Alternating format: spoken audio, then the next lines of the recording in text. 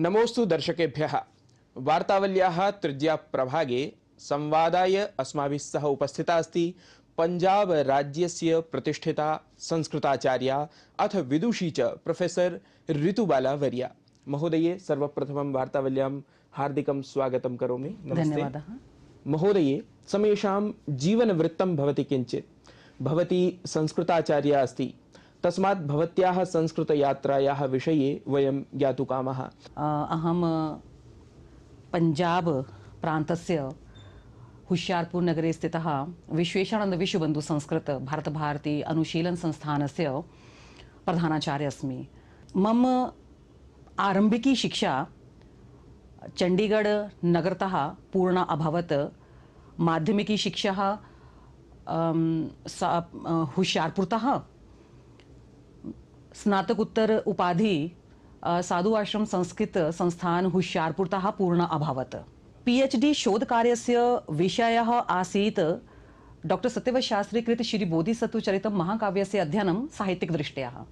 धन्यवादं करोमि अहम् आचार्य विश्वबन्धु महोदयानां येषां निर्देशने वयम् अद्यापि पंजाब प्रान्ते संस्कृतस्य प्रचाराय प्रसाराय च संजाताः। मम संस्कृत यात्रा ईश्वरस्य प्रसादेव। संस्कृतं प्रति मम योगदानमस्ति यत् पूर्व संस्कृत विद्वद्भिः सह धैर्यं धारित्वा कार्यं कृतं। तेषाम् आशीर्वादस्य कारणात् अहं पंजाब प्रान्ते संस्कृतस्य प्रचाराय प्रसाराय च कार्यं करोमि। भवती यथा उक्तवती यत् पंजाब प्रान्ते एव भवत्याः अध्ययनं जातं, तत्रैव च भवती शिक्षयन्ती अपि अस्ति, अधुना पाठयन्ती अपि अस्ति। वस्तुतः पंजाब प्रान्ते संस्कृतस्य स्थितिः यदि तद्विषये वार्तां कुर्मः तर्हि पूर्वतनी स्थितिः कथम् आसीत् अथ अधुना स्थितिः तत्र कथम् अस्ति? पंजाब में संस्कृत की भाषा को यदि समझना हो तो उससे पहले यह समझना बहुत ज़रूरी है कि पंजाब क्या है। पंजाब कोई ज़मीन का टुकड़ा नहीं है, अपितु एक एहसास है। यहाँ समय समय पर प्राचीन पूर्व ऋषियों ने मंत्र का साक्षात्कार किया। यास्क कहते भी हैं कि ऋत धर्मान ऋषियो बभूवो। इसके अतिरिक्त पंजाब अपनी उच्च शिक्षा के कारण और अपने आदर्श मूल्यों के कारण सर्वश्रेष्ठ रहा है।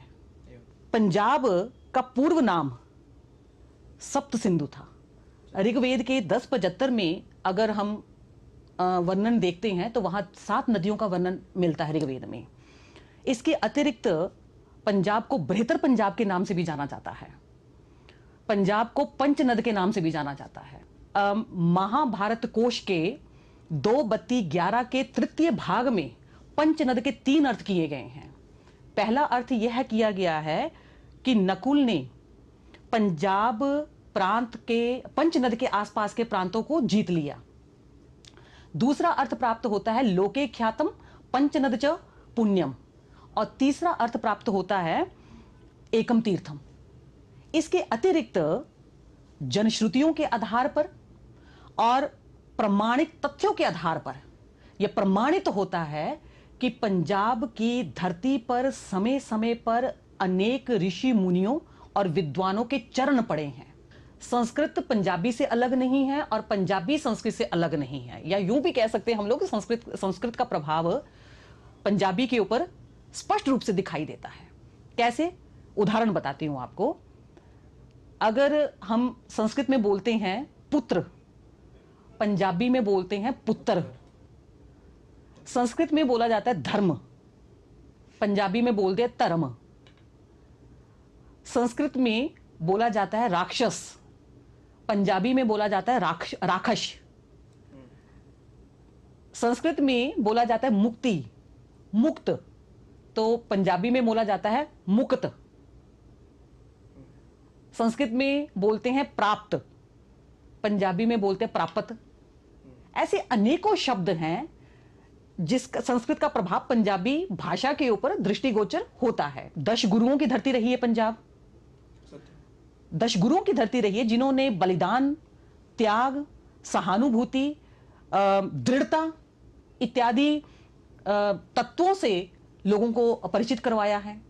तो कहने का भाव यही है कि पंजाब की धरती ऋषि मुनियों की धरती रही है, गुरुओं की धरती रही है।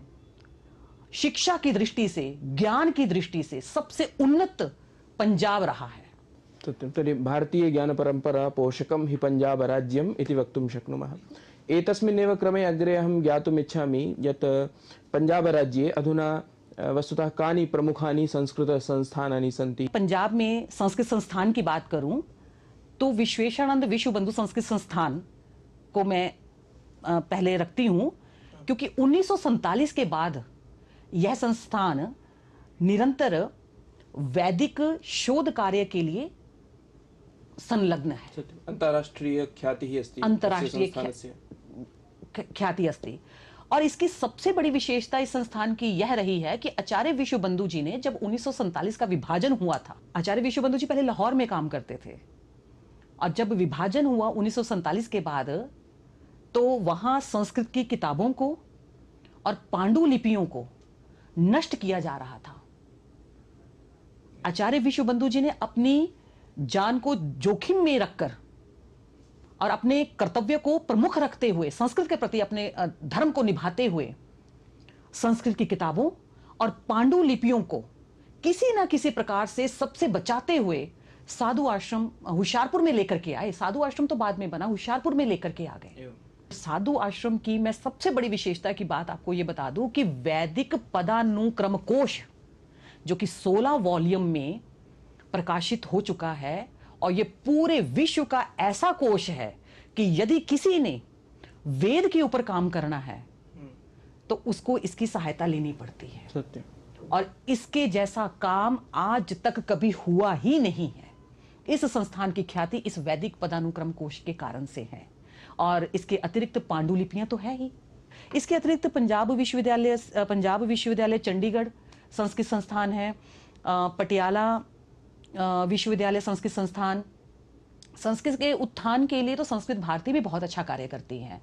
और इसके अतिरिक्त महर्षि दयानंद की परंपरा जो है संस्कृत के उत्थान के लिए बहुत बढ़िया कार्य करती है। महोदय, एतस्मिन्नेव क्रमे ज्ञातुम् इच्छामि यत् भारतीय ज्ञानपरम्परा सम्पोषणे पंजाब राज्यस्य भूमिकां कथम् अवलोकयति भवती? ऐसा है कि वैदिक मंत्र एक है सहनो भुनक्तु, और बानी में कहा गया है किरत करो बंड छको। गीता का वचन है कर्मण्यवादिका रस्ते मा फलेषु कदाचन। बानी में कहा गया है कीता आपो अपना। संत कबीरदास जी का वचन है जात पात सब झूठ है, भरम पड़ो मत कोई। तो श्री गुरु गोविंद सिंह जी क्या कहते हैं? समभावम भजस्व।